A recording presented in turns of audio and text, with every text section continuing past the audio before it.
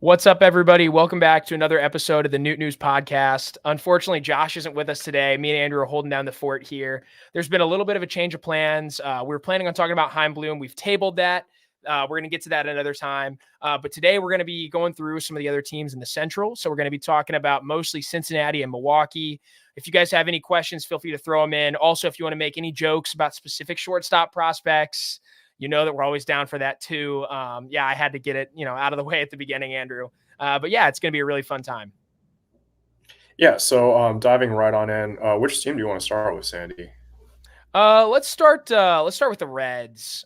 I think they're going to be no, we'll save the Reds for later. I think they're worth taking a little more seriously. So let's start with Pittsburgh, I guess. You mean the Brewers?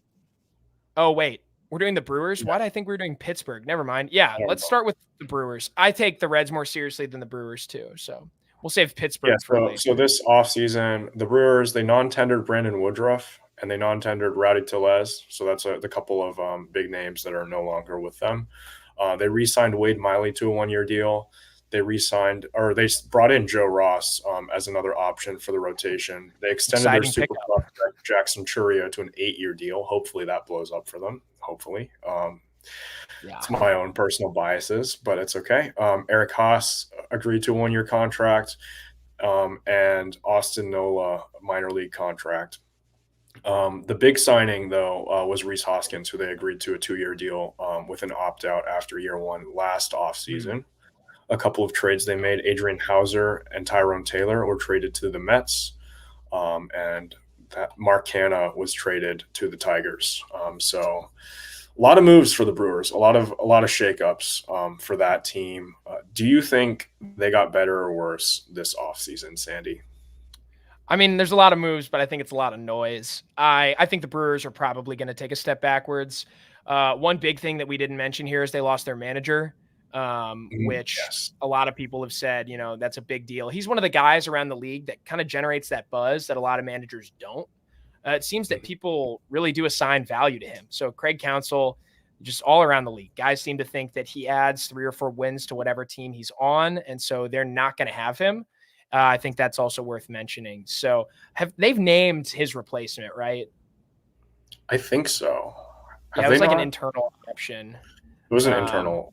It wasn't like a big name. So yeah, no, it wasn't a huge deal. It wasn't like they went out and got someone huge. So I think that's also worth mentioning. But even without that, I just think their roster has gotten worse. Like, you look at who's not there anymore. This Brewers team is now, Woodruff, one of the bigger names that they've had there. That's a big deal. Also, like, their bullpen's gotten worse, in my opinion, as well. They let Andrew Chafin walk. Eric Lauer, guy who's been a really nice depth option for them, elected free agency after being DFA'd at the end of the season. He's also gone. They traded Ashby, right? So that kind of Hauser. You're right. They traded Hauser. Never mind. But still, like, Hauser's one of those guys they were thinking was going to be a big deal for that team, and they've let a lot of those guys go. So no, I don't see that much to love about the Brewers, especially not compared to last year. Now, they will still have Burns and Peralta, and if they can stay healthy, the Brewers will have, the best 1-2 punch in the NL Central. But can they do that?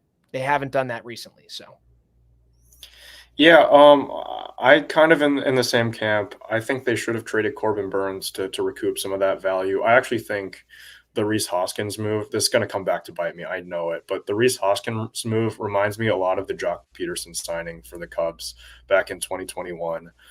Kind of a last-ditch effort to try to contend with their core before they kind of have to blow it up. I feel like Burns might be traded at the deadline. Adames might go at the deadline. Hoskins might go at the deadline. A lot of these guys that we've come to know and recognize from the Brewers organization might end up having to be traded at the deadline if they're not contending midway through the season. And I feel like they're relying very heavily on Corbin Burns and Freddie Peralta to be healthy. I think Peralta, they were both Peralta was healthy last year. Burns had a couple of issues. Yeah. So like it could go really, really poorly for them if one of those guys goes down. I'm not saying that that's something I'm hoping for. Obviously, you never root for injuries, but their depth seems to be a little bit lacking in that regard. And I feel like if it goes badly for them, we're going to see the Brewers blow it up at the deadline, and that would make me really, really happy. Yeah, I mean, that would be crazy, but I think you're right. It definitely feels like the Brewers window opened when all this young pitching kind of came together at the same time. And, everyone was saying, oh, the Brewers have 3 aces, and that's great. They've done a lot of winning with that. They've been to the postseason a lot over the last several years. But yeah, this is kind of the end of an era in Milwaukee. Now, the question is whether they can retain any of this pitching talent, and I think the answer is probably no. Corbin Burns, when he hits the market, is going to be the best pitcher available. He was probably the best pitcher available this offseason. I'm not sure he was ever available at any point in time. But yeah, I think, he's going to get a mega deal. And I don't think the Brewers are going to be competitive in that. They've never done that before. I guess they paid up to retain Yelich, but that was kind of different. Yelich was like, at that point in time, arguably a top 3 player in all of baseball. He was someone that you had to keep. Although there's a chance that Burns is that too. He is really good. But yeah, I don't know. The Brewers, they're not in a great spot. And I think you're right. Although I like the Hoskins deal a little bit more. And I think that's just because I'm higher on Rhys Hoskins than a lot of people. I think he's got the potential to be a difference maker. And I think, a 2-year deal with him, I thought he was going to get something longer. Obviously the injury plays into this a little bit. You don't know what he's going to be like. It was an Achilles injury, right? Yeah. You don't know what he's going to be like post-surgery. So this is really nice to have him on such a low risk deal. And I think the ceiling for him obviously is very, very high, but I think you're right. The Brewers coming to the end of an era, a window is closing, but unfortunately for us, the farm system is really good. So that window is going to open right back up in the next couple of years. Yeah. I wanted to ask you about Jackson Chourio and what to expect from him, because you're the big prospect guy. I know the Brewers, were they the ones who had, I can't remember his name, Lewis Brinson. They were the ones who had him before they traded him to Miami. Correct. If I remember correctly. So that's the guy I always draw a comparison to, because I think it would be really funny if they turn out the same, especially after a small market team extends a guy like that. But I feel like that's probably not going to happen with him. Yeah, no, they were the team that had Brinson. Unfortunately for him, just, tough cookies at the big league level for Brinson. Now he's playing in the NPB. But Chourio is a special prospect. There's not much more you can say about him than that. He's a true 5-tool guy. I've got his page up on MLB Pipeline, which isn't the best for evaluating individual prospects, but this will just give you guys kind of an idea of how good he is. He's got a 55 hit tool, a 60 power tool, a 70 run tool, a 45 arm tool, and a 60 field tool. Overall, they give him a value of about 65, which is consistent with the guys who are the very best prospects in all of baseball. So evaluators seem to think this kid is really special, and he is. If you look at what he's done, he just has dominated the minors, and he's done so at such a young age too. That's what's so impressive. I'm pulling up some of his statistics here, but gosh, Chourio now is, I want to say he's only 19. He's got a chance to reach the big leagues as a teenager, which is something that just a lot of players don't do. You've got to be special to do that. I think Rafael Devers might have done that. I know, obviously, Juan Soto was up and mashing as a teenager, but he's one of the best hitters we've ever seen. But yeah, that's who Chourio is as a prospect. He is special, and it's going to be a real shame for the Cardinals when he finally reaches the big leagues. Last year, again, as a teenager, he slashed 333, 375, 476 for an 851 OPS at AAA, although that was only in a handful of games. More complete line of work at AA, 280, 336, 467 for an 803 OPS with 22 bombs. And again, that's as, an 18-year-old playing at AA. So that is just really freaking impressive. He's special. It's a great deal for the Brewers to lock him into. Kind of reminds me of that model the Braves have, where you extend your young prospects, make sure they stick around. Chourio's going to be there for 8 years, so they've at least bought out all of his arbitration, and depending on if he's a Super 2 player or not, which he probably will be, at least 1, maybe 2 years of free agency. So. Yep, that's unfortunate that the Cardinals are going to have to deal with that. Hopefully they can lock up Jordan Walker to a similar extension at some point in the next year, because I'm really high on Jordan Walker now, and I'm really excited for him. Tell us about that.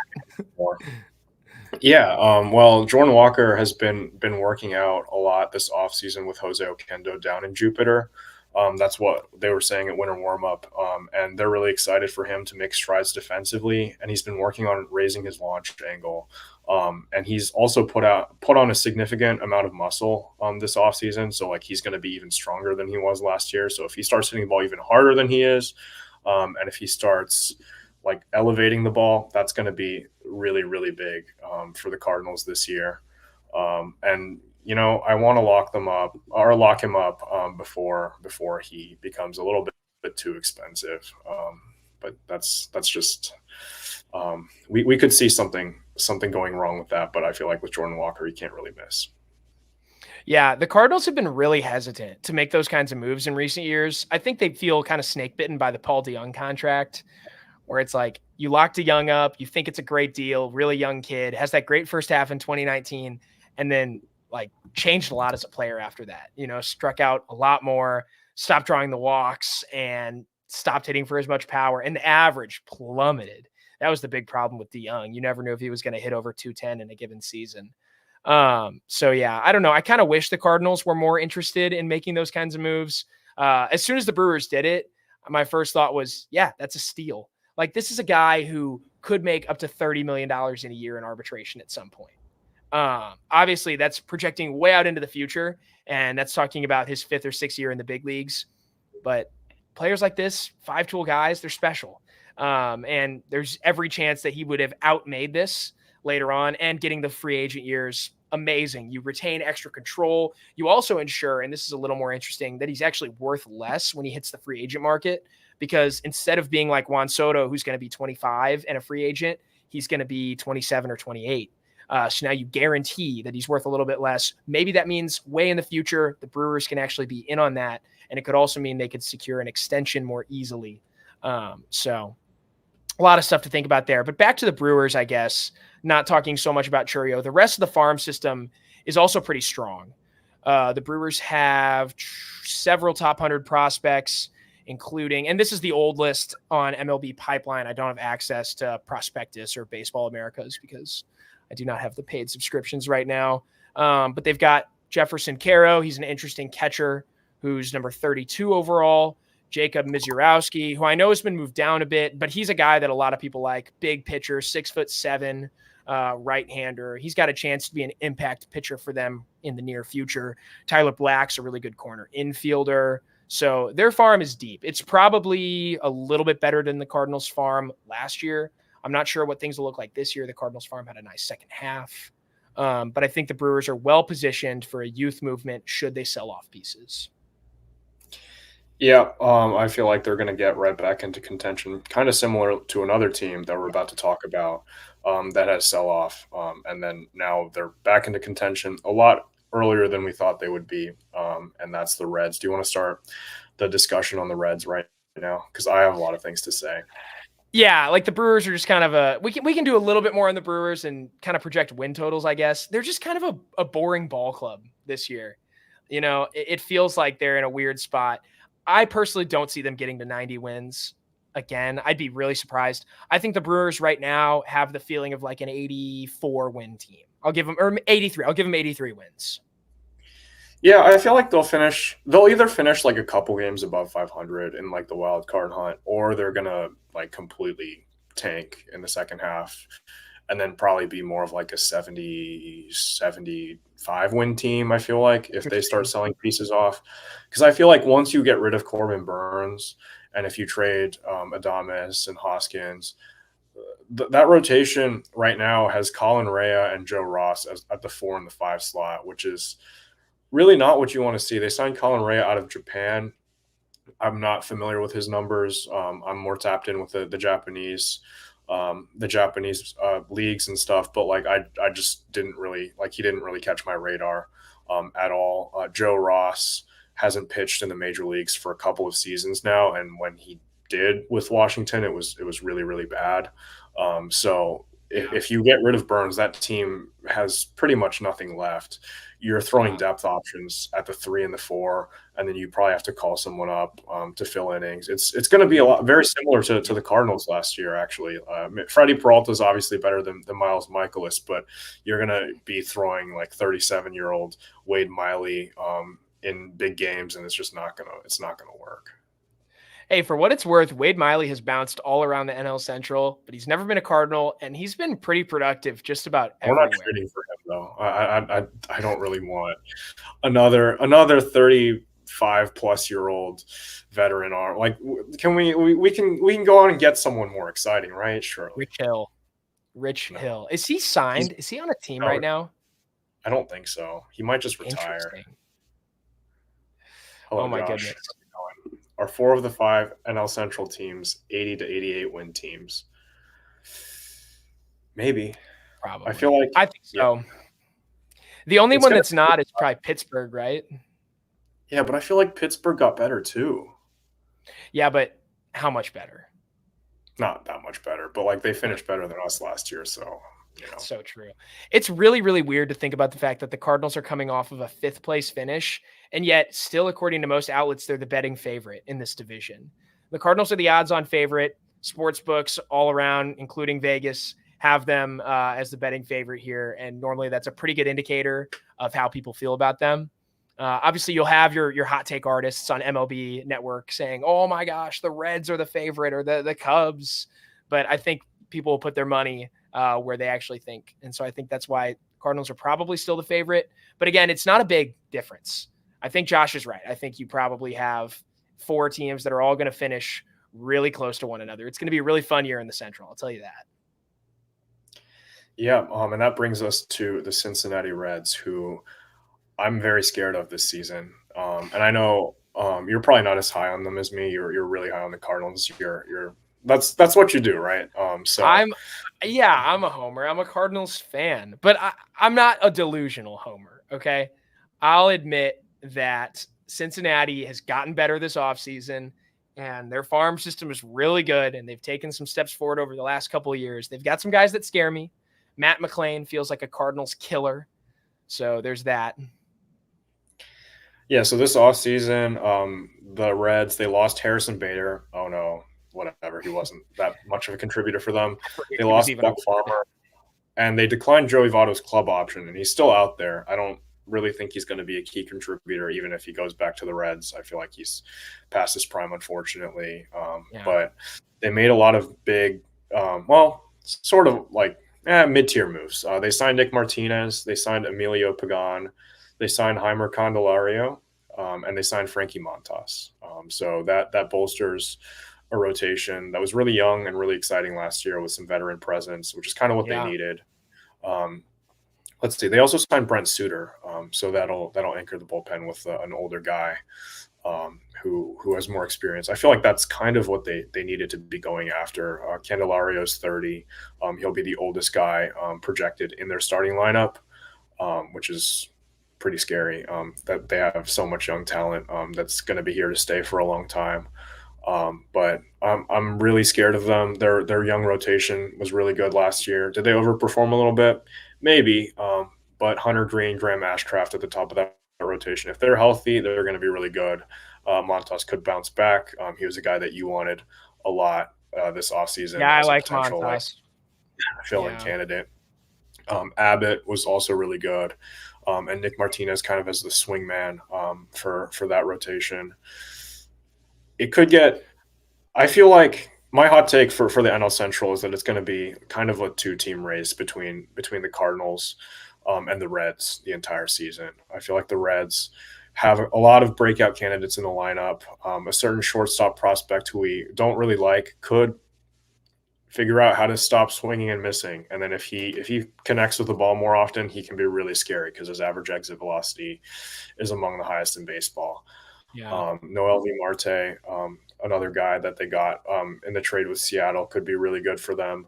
And Tyler Stevenson, their catcher, has had a lot of injury problems, but I feel like if he is healthy, he could be one of the better offensive catchers in all of baseball. So there's just a lot of guys. I look up and down in this lineup. They have Jonathan India, not even in their everyday lineup potentially. Right now, Fangraphs has him as their DH, but I've heard that they might be looking to move off of him. And he won Rookie of the Year 2021. So I don't know. They have a lot of infield depth. They have a lot of pitching depth. Is it all top end? Do they have a Paul Goldschmidt or Nolan Arenado? No, not really. Is Hunter Green going to be as good as Sonny Gray? Probably not, but they have it like they just have a lot of options that they can go through. And if one of them hits like Justin Steele did last year for the Cubs, it could be a big problem for us. Yeah, absolutely. Justin Steele. That's a fun one that you bring up because he is so good and it's really frustrating. But looking at the Reds, a couple things really jump off the page to me. I think their bullpen is going to be one of the better bullpens in all of baseball, which is a little frustrating because that sucks. It's going to be really hard to come back against them. I'm looking at it right now, and I mean, listen to this, okay? They've got Alexis Diaz. We all know what he can give you. He's one of probably the 5 or 6 best relievers in all of baseball right now. Last year, he recorded almost 40 saves. He had 37 in 67 innings pitched. He had 86 strikeouts, which is really impressive. He has a bit of a walk issue, but like not a big enough deal to really be super concerned about.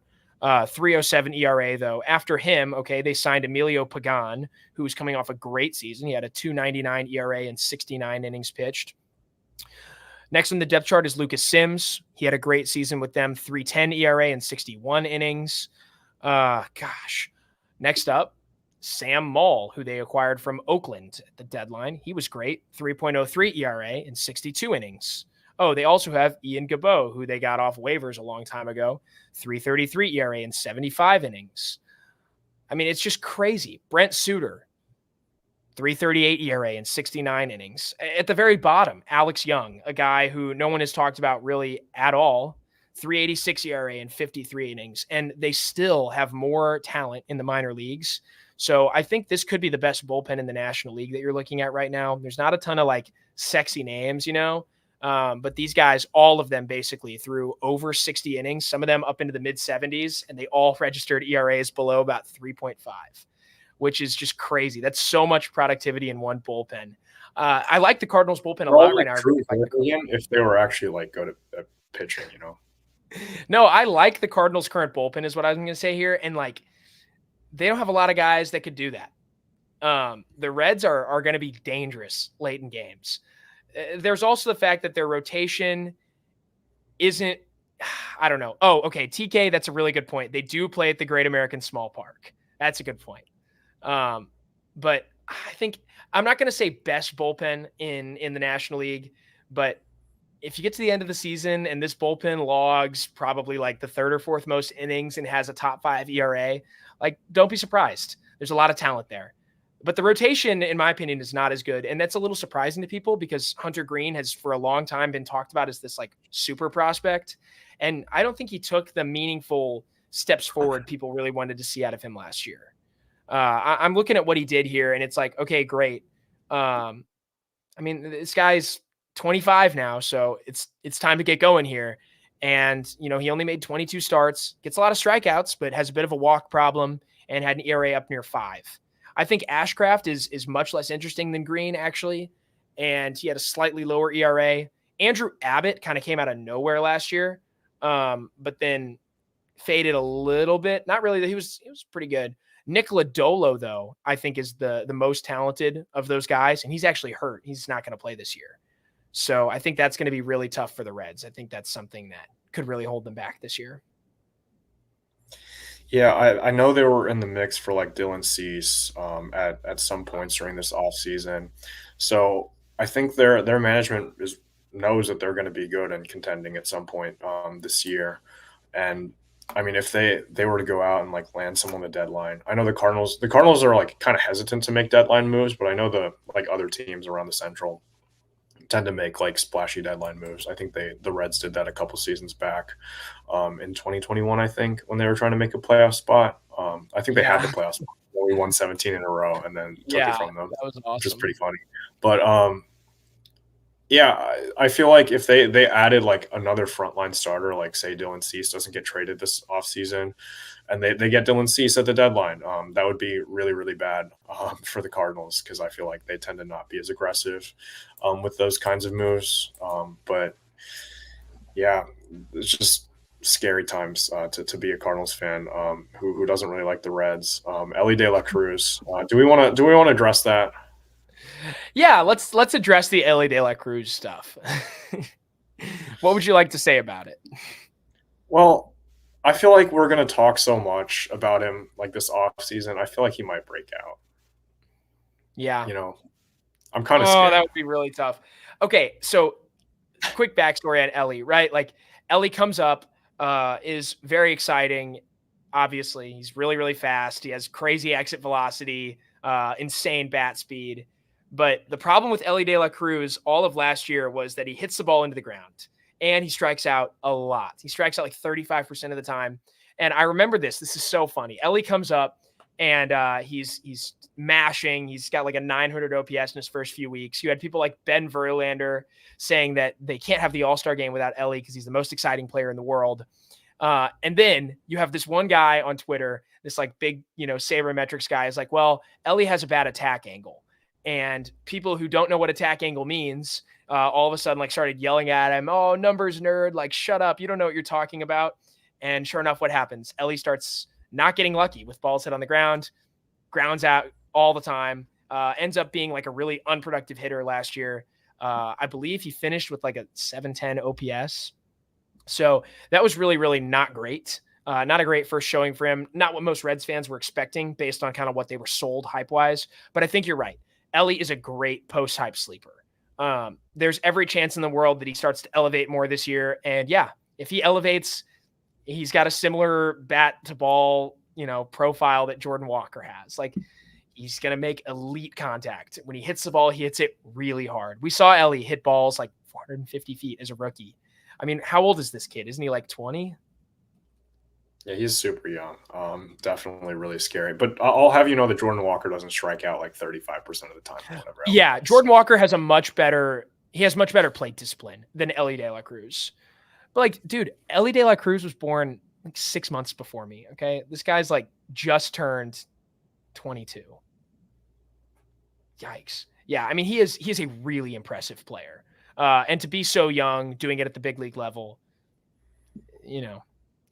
it could be really scary. And if he breaks out, he could be one of the better players in the National League Central. So, the Reds have a lot of guys like that. Will Benson is another one who started to break out a little bit last year. But they also have like Noelvi Marte and Spencer Steer. And they've got Matt McLain, who I said earlier, I think is a Cardinal killer. It felt like every time Matt McLain came up against the Cardinals, he was doing damage. I think he actually might be the best hitter of this bunch. He was awesome last year. Had he stayed healthy, he would have had a really good shot at least placing top 3 in Rookie of the Year. No one was going to beat out Carroll. But gosh, yeah, the Reds are a little scarier than the Brewers, I think. So how many wins this season for the Reds? I don't know. I think the Reds are going to win more games than the Brewers. I think the Reds are like an 86 to 87 win team. But like you said, they could buy at the deadline. And so if the Reds go out and they get a Dylan Cease, like this is a 90 win team with Dylan Cease on it, which is like a little scary to think about. Yeah, so I've actually done my playoff predictions already. So and my final standings predictions already. So like I know exactly. Like I actually have the Reds making the playoffs as the third wild card, and I have them at 84 wins. Because I feel like that sneaks me into the playoffs in the NL this year. The NL is super top heavy. You got the Dodgers and you got the Braves. Those guys are definitely going to win 100+ games this year, win their divisions probably pretty handily. I feel like the Cardinals are going to win the NL Central. I have to because I'm a homer. That's what I do. And then like the next 2 wild card spots, kind of the Phillies and the Diamondbacks, and the last team kind of floating around. Like you don't really know who's going to take that spot. And I feel like the Reds. I'm higher on the Reds. Maybe I'm just being cautiously cautious. I'm making a cautious decision with by choosing them to win a lot of games this season. But I feel like 84 probably gets them in the playoffs. And the way I have it currently constructed is Cardinals Reds in the first round. So that'll be fun. That would not be fun. Although honestly, like it's a better matchup for the Cardinals than drawing the Phillies or something like that. But yeah, I kind of like what you said there. I think the National League is really top heavy. The postseason picture is a little strange this year. you're probably right. You are going to have the Brewers, or not the Brewers, the Braves, not the Brewers. The Braves and the Dodgers snap up those 2 byes. Probably both of them are going to win well over 100 games. I could see the Dodgers winning like 112 at this point, and they're just going to keep on getting better. Who knows? But yeah, I think, like, again, though, the Reds are one big move away from like actually jumping up to the top of this division. Like, if you had to choose between the Cardinals or the Reds plus Dylan Cease, that starts to get really tough, because now that the Reds have Cease, Martinez can move into that long man role, and we've seen him be very, very valuable there. And again, like, you're getting him or one of your young guys who struggles out of your rotation. There's less uncertainty there, and the Reds have plenty of depth to deal from. They have like 6 young guys. And actually, Josh just asked a really good question here. If you want to put that up, he said, "Who's your favorite Reds position player? The guy you have the most faith in long term?" I think for me, it's Matt McLain, because I think the floor is highest. But again, like the ceiling with Elly is so high. The ceiling is sky high. You just don't see guys with all those tools reach the big leagues very often. It's so hard. And I would have said India just a few years ago. Like, Jonathan India was such a stud, and now it feels like they might move on from him. Yeah, I think it's Matt McLain. I feel like we saw a lot of his tools last year. He's a very complete hitter already. Yeah. But Elly De La Cruz, as you said, could pop off, and then we're going to start getting memed on TikTok again for all of the times we were dunking on Elly De La Cruz during the offseason. So that'll be fun. We'll have Reds fans coming after us instead of Cubs fans. Yeah, I mean, one of the differences between McLain and Elly, I guess, is like McLain's 24 now, so he's a little bit older. He's like 2 full years older than De La Cruz. But also, McLain is nuts, dude. As a rookie last year, 129 OPS plus, so about 30% better than a league average hitter. And he was worth 3.7 wins, according to wins above replacement. Like, that's an elite season. And honestly, like, he didn't even play in that many games. He only got 365 at bats. This is a guy who, given a full season's worth of at bats, so somewhere around 600, like, they're projecting that he could have been worth 6 to 6.5 wins, which is absolutely nuts. TK says Encarnacion Strand is pretty underrated. Dude, I haven't even thought of CES. Gosh, there's so many. It's really frustrating. That guy mashed in the minor leagues last year. Let me pull up his numbers real quick. Andrew, distract them while I'm Googling this. Yeah. Okay, Sandy. What's your favorite thing about Elly De La Cruz? My favorite thing about Elly De La Cruz is his attack angle. Yeah. I wish he was a little bit more interested even in hitting the ball directly into the ground so that we can throw him out. Also, I love that he throws so hard, because all of his records look really impressive and are going to get broken by Mason Wynn. It would be really funny if Elly De La Cruz hit like a ground ball right to Mason Wynn, and then Mason Wynn broke his record by getting him out, because he has to throw hard to get him out because he's fast. That would be really cool. All right, listen to this. Listen to what Encarnacion Strand did last year. At the big league level, he was a good hitter, right? He was like a 113 OPS plus hitter. But at AAA last year, in 316 plate appearances, 67 games, dude hit 331, 405 on base, 637 slug for a 1,042 OPS, 177 total bases. So he was averaging almost 3 bases per game, 20 bombs. So that was a bomb every 3 games, 62 ribbies, about 1 RBI per game. Just crazy. Dude was averaging almost 1 extra base hit per game. Absolutely nuts stuff from him. The crazy thing is, the year before that, okay, as a 22-year-old in AA, he also was unreal and had a 1,085 OPS. I mean, he has basically hit at every single level in the minors, has never had a problem, and gets to the majors and instantly, in 63 games, posts an OPS over 800 as a rookie. So he's another guy that's really interesting. He and McLain both have really high floors. Although I think Strand is the less interesting prospect. I don't know. It's tough. He's one of those guys that has hit at every single level. And so he gets to the big leagues, and like, even though he doesn't have the pedigree of some other prospects, no one's shocked that he's that good. Oh my goodness. Yeah. So what do you think the chances are the Reds win the NL Central this year? Man, I think okay. Let's just organize this into like all 5 teams. I think the Pirates, there's literally a 1% chance they win the division. And if this comes back to bite me, it's going to be so embarrassing, but I don't think they can jump 4 other teams. I think next up Jump 3 other teams. Remember, they're ahead of the Cardinals. Okay. I'm not dealing with that right now. I think the Brewers are the next least likely team at this point because they just didn't get any better, and a lot of the other teams around the division have gotten better. So I would give the Brewers like a 10% chance probably. I think the Cubs are next with like a 15% chance. I think the Reds probably have a 25% chance, maybe even like a 30% chance.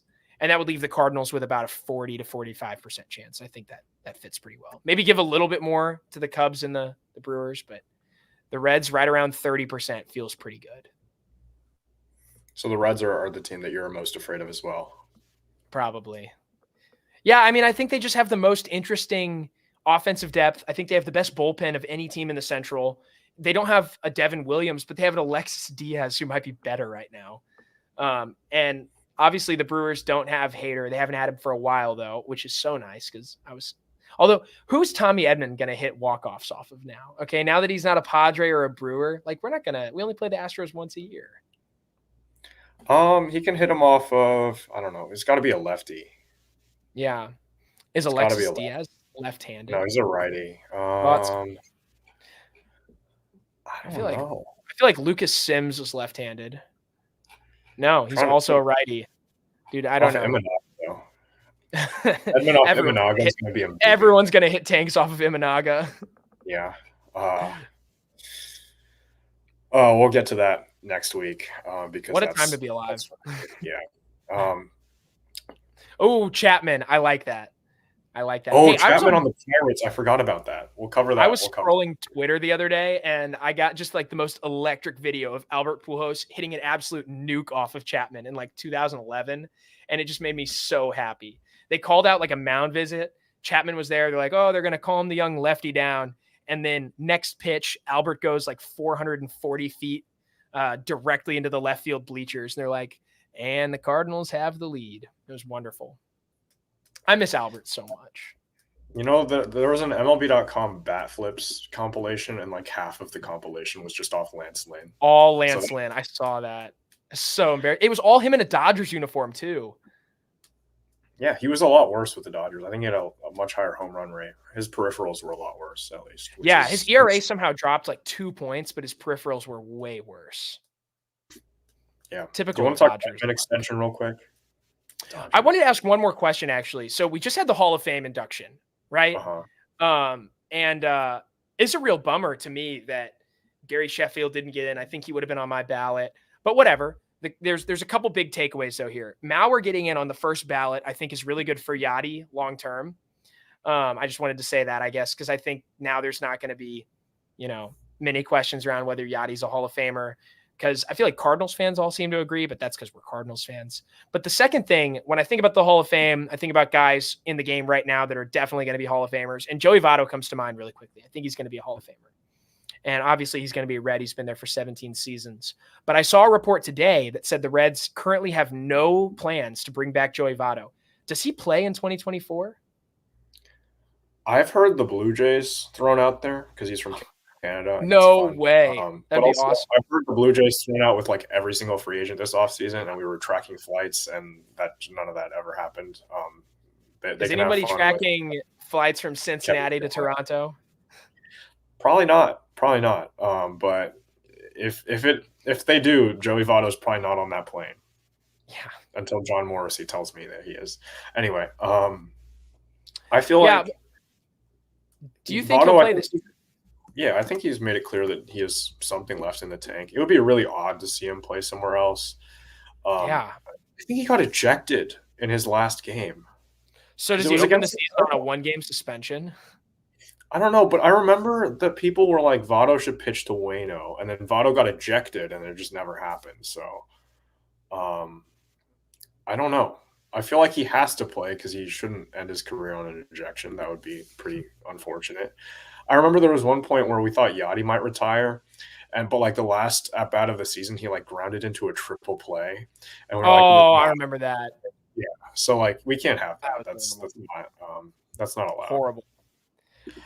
But like looking at Votto's numbers, he actually was better this year. So 2022 was really rough for Votto. He had a big injury, only played in 91 games, had a one or an 89 OPS plus, which is tough because he had such a great year in 2021 when it kind of looked like he reinvigorated his career. But last year he jumped that OPS plus up 10 points. So he actually had like a 747 OPS, good for a 99 OPS plus at Great American Small Park. And it was a great season from him. Offensively, he was just about league average, which is awesome for a dude who's 40 now. I think there's every chance that he plays again this year. And if it's not going to be with Cincinnati, like you said, it's going to be really weird.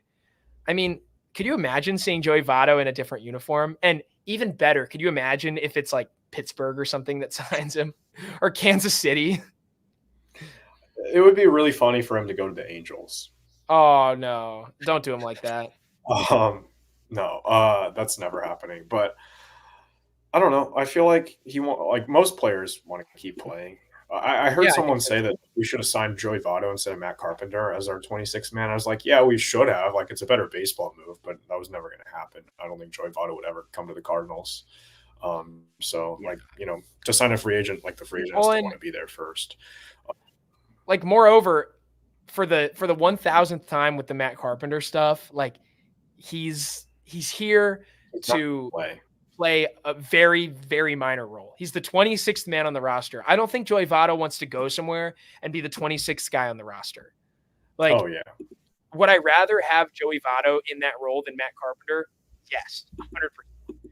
But would I rather have Joey Votto playing a lot on this team or like Thomas Saggese playing a lot on this team? I would much rather have Saggese, the younger, more exciting player right now. TK, that's interesting. TK asked, what if he went to the Cubs? That would be so weird. And I think it honestly would not be a bad move for the Cubs, especially if they can't get Bellinger. And we'll be talking about them along with Pittsburgh, who I thought we were previewing today for some reason because, total brain fog moment. But we'll be talking about them in the near future as well. So if you enjoy these previews, make sure to be checking our channel because we'll be going deeper into them. And also we'll have Josh back then. So we'll have our normal three-way banter. Also, really quickly, this is kind of unrelated, but Joey Votto makes me think of Clayton Kershaw. Such a weird time. We have these like franchise icons who are suddenly free agents and it doesn't feel like their teams want to bring them back. Like, does it feel to you like the Dodgers want to bring Clayton Kershaw back? They just signed James Paxton, which people are getting upset about. People are like, "Oh no, the Dodgers signed James Paxton. They're taking all the free." But did you really want James Paxton on your team? Like, come on. Like, no. Like it doesn't help them win more games, really. Like they could have not signed James Paxton, and they probably would have won the same amount of games next year. Like James Paxton is not going to turn the Dodgers from being a super team to being even more of a super team. It just doesn't work like that. So honestly, with the Dodgers, though, I feel like it's more about people get more upset about the fact that the Dodgers turn players into like much better versions of themselves. And it's like, could you imagine James Paxton going to LA and all of a sudden being like a 3.5 WAR pitcher with a 3.30 ERA and 180 innings? That would make me so upset. If James Paxton's not throwing 180 innings because he's going to get hurt in May, and that's going to be the end of it. So like, yeah, it's not going to happen. Like James Paxton was in the meme that we made or on Halloween, where it's like it would be a spooky way if John Mozeliak signed these guys, and James Paxton was one of those guys. And I think Lance Lynn was too, but you know what? We don't talk about that part. Yeah, Lance Lynn's a Cardinal now. We're excited. We love Lance Lynn and Kyle Gibson. I actually think the Cardinals have addressed. I think they have addressed their concerns, and I've said that many times, so we don't have to get into that. TK said Kershaw doesn't do much for them if he's going to be out till the break. You are right, and honestly, the Dodgers don't need those innings out of him. But it's just so weird again to like imagine Clayton Kershaw wearing a uniform that doesn't say Los Angeles on it or Dodgers. Like it doesn't make sense to me. I can't really think of him with another team. but it feels like he could be a Ranger. Do you see any other logical landing spots for him? I think the Cardinals should just go pay him whatever he wants. I know that they would never do that, and it's probably stupid from a baseball perspective, but like a Cardinals jersey with Kershaw on the back would go so hard. Was it Mookie Betts who had this interview with Clayton Kershaw on his podcast? I think so. I think he asked him like who the hardest hitters to face are. And Yes. like he gave 5 guys, and 2 of them were Paul Goldschmidt and Nolan Arenado. I was like, I'm just saying, like, there's this one team that you could go to where you don't have to face 2 of the 5 guys that you named. There's no other team that you can do that. So, like, well, you know, being a Dodger, he doesn't have to face Mookie Betts or Freddie Freeman. They weren't on his list. Or Shohei Ohtani now. That's true. That's true. Hey, Clayton Kershaw picked off Shohei Ohtani in the All-Star game, and I was so embarrassed. I was like, this is terrible. Do you remember the John Lester pickoff, now that we're talking about pickoffs? With Tommy Pham? Yes. That was so bad. Oh, yeah, he did also say Dexter Fowler. That's crazy. Dexter Fowler was one of those guys because he was in the West for a long time. He was on the Rockies. And all I'm saying he doesn't have to face Matt Carpenter. Yeah. Has Kershaw been their opening day starter every single year for the last like 10 years? Probably. He's been so good forever. I'm gonna go out there and say that the reason Kershaw isn't starting opening day this year is because they're facing the Cardinals on opening day and because Matt Carpenter is back. It's true. It's true. Kershaw, though, like, I think he's the best pitcher of this generation. I don't really think there's even an argument. It's like him, Verlander, or Scherzer. They're just so far above everybody else. It's crazy, though. Oh, my goodness. Well, I think that's all for today. Oh, yeah, that's right. We do have to cover the Edman extension. Oh. So the Cardinals bought out Edman's last 2 years of arbitration for, what is it, $12 million a year? Yeah, something like that. Or no, it was 18. It was like 16 and a half for the last 2 years. Per year, like, or total? Total, I think it's 16 and a half. So it's like, yeah, I like that. Or so a year. So that's pretty good. We're locking him in for another 2 years. Don't have to worry about going to arbitration with him, which is something that I was like, if we upset Tommy Edman, who's one of the more valuable like position players on this team, like what are we doing? We upset Jack Flaherty, it didn't go well. We upset Ryan Housley, he got hurt. So I mean, it's just bad luck. Don't do that. Yeah, pay the guys what they want, especially when it was over like what $400K. It wasn't over a very very large amount of money, like Adolis Garcia. Casey Mize went to arbitration over like $20,000. Yeah, it was crazy.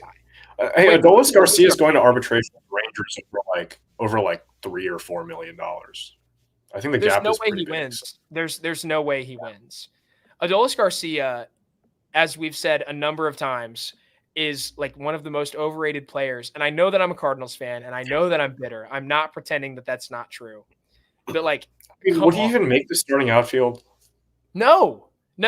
I'm not starting him over Lars Nootbaar. I'm not starting him over Jordan Walker. And yeah, he can't play center. So like, what are you doing with him? Even if he was on the Cardinals, like you'd get him into the lineup because he is a pretty productive hitter. But I don't know. He strikes me as such like a fun counting stats guy, but that's about it. Like Harold Baines, where he'll rack up a lot of RBI, but it's like, okay, he had his best season by far last year and was still just a 123 OPS plus hitter, which is good, but that's not like the superstar people are pretending he is. He's not the best hitter on his team. He's not a top 4 hitter on his team, probably. And when Langford comes up, he's probably not a top 5 hitter on his team. Now, that speaks to the depth of the Rangers, but it also tells you that Adolis Garcia isn't the game-changing superstar people are pretending he is. So does the Edman extension make it more or less likely they would trade him in the next 2 years? I don't know whether it makes it more likely. I think it makes him a more attractive piece to teams because there's a lot of certainty around him now. You know what you're going to get with Tommy Edman. It's like, great. Especially if he's playing well. It's like that could become a real bargain for another team. And it's a very tradable contract. So if someone took him on at the deadline and things didn't go well, they could very easily move him again in the offseason. It's great. I think it's a really good move for the Cardinals. So, but again, I'm not sure whether I can say it makes it like more likely they move him. But it does prove to me that they wanted certainty. They wanted certainty going into next year, and that makes a lot of sense because of the Diamond Sports Group stuff. I think Amazon bought them out, though. I think that's all done, right? Is it?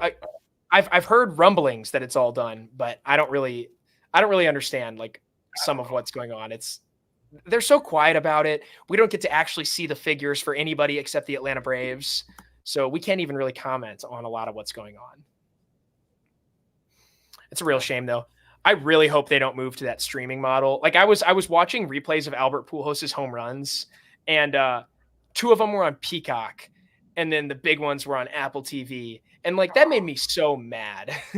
Like, why? I hate that sports are going that direction. I absolutely hate watching NFL games on Peacock. And the only reason I get to do it is because my roommate has Peacock, or else I just wouldn't have been able to watch a postseason game the other day, which is ridiculous. But that's a topic for another time. We're getting off the rails here, Sandy. You want to wrap this up? Yeah, we are. Well, thanks everyone for joining us today. Obviously, we previewed Milwaukee and Cincinnati, and we'll be doing Pittsburgh and Chicago in the near future. So please be there for that. Make sure to like and subscribe. If you have any questions for us, feel free to comment on anything or reach out over any social media. We're pretty much everywhere now. Yeah, thank you so much. We'll see you guys in the near future.